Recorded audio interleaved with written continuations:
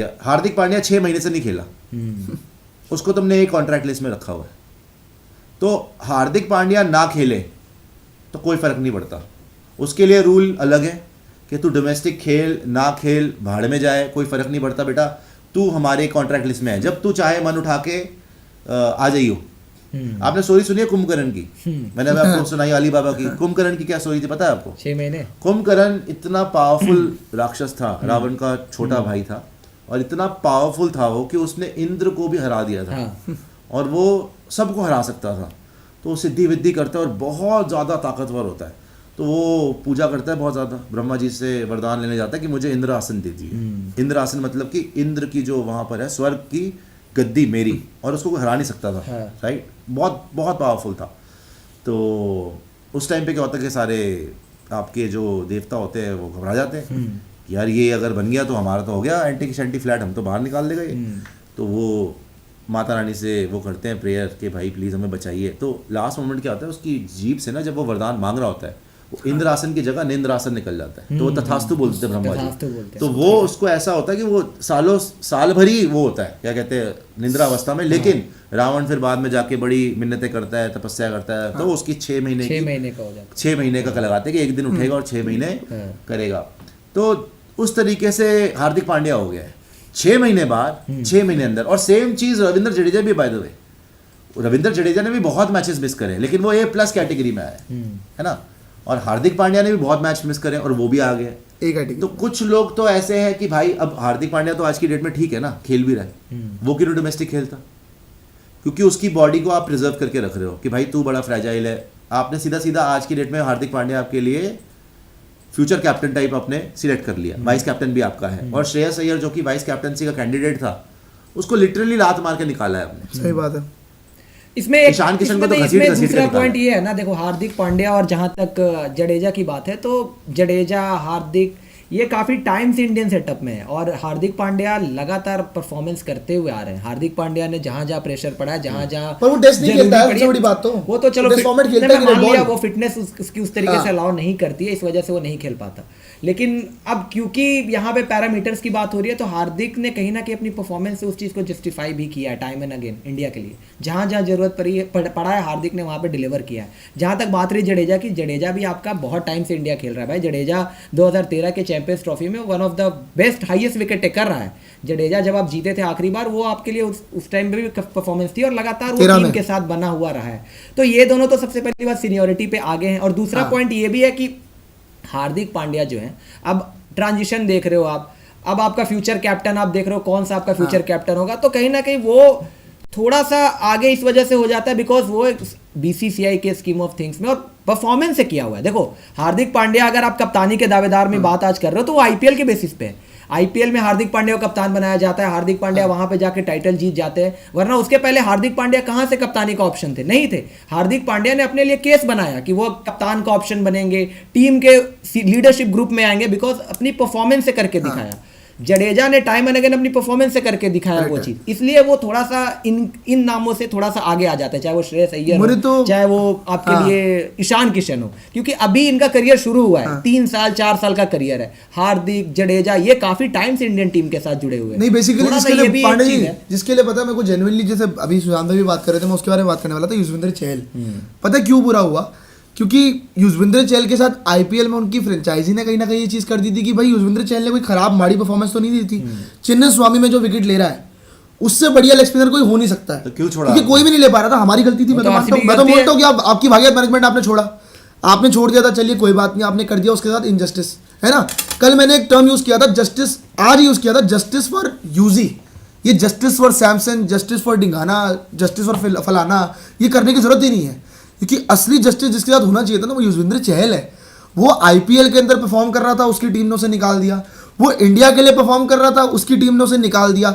बड़े बड़े T20 world cups के अंदर आप उन्हें बाहर कर देते थे, आप ले आते थे राहुल चेहर को। सबसे बड़ी बेवकूफी वायदा में यही दिख रही थी। अश्विन को खिला लिया आपने? ऑस्ट्रेलिया में। हाँ, आपने ये सोचा कि हमारा एक्सपीरियंस है जी, इसको खिला लेते, आ जाओ जी। तो आपने बार बार युजवेंद्र चहल के साथ गलत ही किया है। एंड इवन अभी भी वो बाहर होना थोड़ी डिजर्व करते थे। आपने तो देखो उनकी जो रिप्लेसमेंट्स लेके आए, आप कुलदीप यादव को वापस लेके आए, रवि बिश्नोई आप तैयार कर रहे हैं, तो वो बुरा नहीं कर रहे, अच्छा कर रहे हैं। उनपे उनकी परफॉर्मेंस में कोई सवाल नहीं है। पर आपने सेंट्रल कॉन्ट्रैक्ट से उन्हें निकाला, इसका जवाब क्या, मेरे को तो ये समझ नहीं आ रहा। Explanation क्या क्या है इसके एक्सप्लेनेशन पीछे? ही नहीं ना कुछ इसके नहीं पीछे। नजर आता। देखो मेरे को 2 प्लेयर्स के साथ कभी भी समझ नहीं आता कि एक्सप्लेनेशन क्या। देखो एक तो फिर भी चलो शिखर धवन के साथ फिर भी मुझे समझ आता है कि चलो एज फैक्टर था, आपको मूव ऑन करना था, आपने देख लिया। लेकिन चहल के लिए आपके पास क्या एक्सप्लेनेशन है, आप दे ही नहीं पाएंगे। क्या जवाब देंगे आप उन्हें, आपने क्यों हटाया सेंट्रल कॉन्ट्रैक्ट 7 करोड़ रुपए का A+ कॉन्ट्रैक्ट, 7 करोड़ का, उसके बाद 5 करोड़ का A कॉन्ट्रैक्ट, उसके नीचे आ जाता है फिर आपके 3 B करोड़, कैटेगरी 3 आती करोड़ है का। 3 करोड़ की, 1 करोड़, फिर C कैटेगरी C आती category है 1 करोड़ की। तो इस तरीके से चल रहा है। तो A+ में तो विराट कोहली, रोहित शर्मा, रविंद्र जडेजा, ये लोग हैं, बुमराह भी है। फिर A वाले में जो है वहाँ पे हार्दिक पांड्या, बाकी सब है आपके। तो इंटरेस्टिंग है जिस तरीके से BCCI ने सिलेक्ट करा है। मुझे ईशान और श्रेयस का तो लॉजिक समझ में आ गया। मेरे को ना लगता है वो सेंट्रल मैं कॉन्ट्रैक्ट आपको में बताता रहे। हूँ, देखो ईशान किशन का तो चलो मेरे को समझ में आती है। ईशान किशन साउथ अफ्रीका से शायद जैसे ऋषभ पंत गुस्से में वापस आ गया था, ईशान किशन शायद वैसे ही वापस आ गया कि मुझे चांस नहीं मिल रहा है और मुझे खिलाया नहीं जा रहा है, जितेश शर्मा को प्रेफर करा जा रहा है, इंडिया में भी मैंने बेहतर करा, मुझे वापस आ गया। वो अकड़ दिखा रहा था। मैंने हमेशा बोला बोर्ड से अकड़ कर तो कोई भी नहीं बचा, विराट कोहली नहीं बचा तो ईशान obvious ही किशन बात है। खेत की मूली है। फिर जब वो वापस आया, पहले सुनने में आया कि भाई उनको बोला जा रहा है डोमेस्टिक खेल लो, उनके जो डोमेस्टिक के जो साथी भी हैं, कोचेस हैं या मैनेजमेंट है, वो कोशिश कर रही है कि भाई उनसे बात हो जाए, लेकिन वो कांटेक्ट नहीं कर रहे। उसके बाद लेकिन जब जयशाह साहब ने बोल दिया ना कि खेलना ही खेलना पड़ेगा, हमने पत्र लिख दिया कि अगर नहीं खेलोगे तो सेंट्रल कॉन्ट्रैक्ट से हटा दो, या सिलेक्टर्स को बोला कि हटा दीजिए आप, ड्रॉप कर दो। उसके बाद जब ये नहीं खेला ना, उस दिन भी मैं बहुत हैरान हो रहा था कि यार ईशान किशन की इतनी हिम्मत कि जय शाह ने ओपनली बोल दिया है कि भाई अगर नहीं खेलोगे तो बाहर हो टीम से। उसके बावजूद ये नहीं खेला और हार्दिक पांड्या की जाके गोद में बैठ गया। मतलब इसको हार्दिक पांड्या पे इतना भरोसा, मान लिया भाई मुंबई इंडियंस का कैप्टन है, मान लिया आज तो जियो ने फॉर्मली डिज्नी को खरीद लिया इन द सेंस मर्जर है, जॉइंट वेंचर है, लेकिन जियो जिस भी फील्ड में घुसता है मोनोपोली ही रखता है। करेक्ट है। या तो पूरा का पूरा दूसरी कंपनी पे हावी होके मार्केट पूरी कैप्चर कर लेता है, या फिर नहीं हो पाता तो दूसरी कंपनी को खरीद ही लेता है। जैसे कि ये डिज्नी प्लस हॉटस्टार को उन्होंने खरीद लिया, खत्म करा, मर्ज करके खत्म किया, मेजॉरिटी स्टेक ले लिया और यही चलाएंगे अब वेंचर।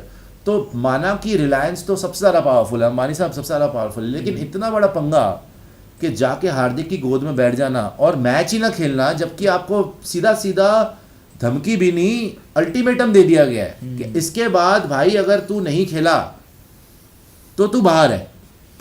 तो उन्होंने सेंट्रल कॉन्ट्रैक्ट खारिज कर दिया। अच्छा, श्रेयस अय्यर के लिए बहुत लोग बेचारे चीखे मार रहे हैं, कह रहे भाई 550 के आसपास रन इसने वर्ल्ड कप में मार दिए, तीनों फॉर्मेट ये खेलता है, इसको वाकई इंजरी कंसर्न हो गया था और उसके करके बाहर था तो डोमेस्टिक इसने छोड़ दिया। पहले भी डोमेस्टिक खेला था वैसे, और इसने अभी छोड़ा था, तो ईशान किशन के चक्कर में ये भी लिपट गया। बिकॉज क्योंकि एनसीए ने जो रिपोर्ट भेज दी थी बिकॉज कि इनकी फिटनेस का कोई इशू नहीं है, ये ठीक है, और ये जिम सेशंस में भी नजर आ रहे थे। तो जब ये हो गया ना कि जब श्रेयस अय्यर फिटनेस उसकी ठीक थी और वो खेल सकता था, तो उसको लगा कि शायद यार मैं तो गुड बुक्स में हूँ, मेरा तो इतना पंगा नहीं है। लेकिन उन्होंने एग्जाम्पल एक आदमी का नहीं बनाना था, उन्होंने एग्जाम्पल 2 का बनाना था। और श्रेयस अय्यर उप कप्तान नियुक्त होने के बावजूद उप कप्तान बना नहीं T20 में, और ना ही उसको खिलाया गया T20 में। जब राहुल द्रविड़ ने बोल दिया था हमारा बैटर बहुत पड़े तो हमने सिलेक्ट ही नहीं करा श्रेयस अय्यर को, उसके बाद से तो उसकी बत्ती जाग जानी चाहिए थी। और जो वो साउथ अफ्रीका में फेल हुआ और जो वो इंडिया में आके टेस्ट मैचेस में फेल हो गया, उसके बाद से देखो T20 से वो वैसे ही बाहर था। टेस्ट मैच में उसकी जरूरत नहीं है, उसे बैटिंग नहीं हो रही, ओवरसीज भी नहीं हो रही, इंडिया में भी नहीं हो रही। जब T20 में जरूरत नहीं है, टेस्ट मैच में जरूरत नहीं है, वनडे बचा, वनडे अभी हो ही नहीं रहा, वनडे जब होगा तब देखेंगे, और तो उसकी जरूरत थी क्या, तो इसीलिए उन्होंने धक्का मार के उसको निकाल दिया। तो श्रेयस अय्यर को भी निकाल दिया, नॉन परफॉर्मेंस की वजह से निकले हैं दोनों। मतलब अगर ईशान को भी अगर आप देखो तो T20 में काफी टाइम तक रन नहीं आए, फिर इंडिया में आके रन आए, हालांकि उसने बीच बीच में रन बनाए हैं। ईशान का डिसिप्लिनरी एक्शंस की वजह से वो तो वही हुआ, उसका डिसिप्लिनरी है कि आपने बदतमीजी करी एक तरीके से, बोर्ड के साथ आपने ज्यादा अकड़ा चौड़े हुए आप, और बोर्ड ने आपको चौड़ा कर दिया। श्रेयस अय्यर का परफॉर्मेंस भी था, और प्लस लास्ट मोमेंट जो इन्होंने ये कर दिया ना, कहीं ना कहीं वो अब मैनेजमेंट को या फिर बीसीसीआई सेक्रेटरी को पसंद नहीं आया, बिकॉज़ क्योंकि रणजी मैच खेलना था। अब फिटनेस तो आएगा ही, क्योंकि पहले ही आ गया था, जब न्यूज़ आई उससे पहले ही आ गया था। ये भी थी ना कि टीम मैनेजमेंट गया, उसने भी कल उसकी खबर आ रही है टीवाई में कि वो तो खेल रहा था ये वो, अब उसने भी वो डैमेज कंट्रोल करने की कोशिश करी। लेकिन मेरे को तो यूजी का बड़ा हैरानी है, वो है यूजी को तो इन्होंने ऐसा निकाला है, यूजी के बारे में किसी ने बात ही नहीं करी, आज सिर्फ स्पोर्ट्स वाली बात हुई थी, because UG T20 world cup लेके गए, वहां नहीं खेला, ओडीआई वर्ल्ड कप में बाहर हो गया, अभी इसको लेके गए ओडीआई टीम में डाल के साउथ अफ्रीका, वहां पे एक मैच नहीं खिलाया, और अब कॉन्ट्रैक्ट ही हटा दिया। आरसीबी ने भी छोड़ दिया। अच्छा यूजी तो काफी सपोजिटली चमचागिरी तो कर ही रहा था रोहित शर्मा की, जब लिखा था बैंगलोर किंग ऑफ चिन्नास्वामी रोहित शर्मा, जब आरसीबी वाले फैंस ने बहुत उसको आड़े हाथों लिया था कि भाई तेरे को विराट ने बनाया, तेरे को आरसीबी ने बनाया, तो रोहित को बोल रहा है, व्हाटएवर, चलो उसकी मर्जी है तो रोहित को बोल सकता है, लेकिन वो तो रोहित की गुड बुक्स में था। और उसके बावजूद उसको कॉन्ट्रैक्ट ही ना मिलना, इतना बुरा बॉलर भी नहीं है भाई, वो अच्छा खासा बॉलर है युजवेंद्र चहल। अगर आप यहाँ आज की डेट में कुलदीप को, बाकी भी स्पिनर्स को आप औशी को वगैरह को आप कंसिडर कर रहे हो, तो यूजी का निकलना मेरे लिए तो एक सरप्राइज था। बहुत मेरे लिए तो ईशान तो डिजर्व करता था, जो ईशान की हरकतें थी वो डिजर्व करता था बाहर होना। लेकिन प्रियांशु आपके पास आ रहा हूँ, सबसे बड़ा एक और सवाल जो लोग पूछ रहे हैं कि आप श्रेयस अय्यर पूरे साल खेला, तीनों फॉर्मेट खेला, वर्ल्ड कप में 550 रन मारे, उसको तुमने बाहर कर दिया।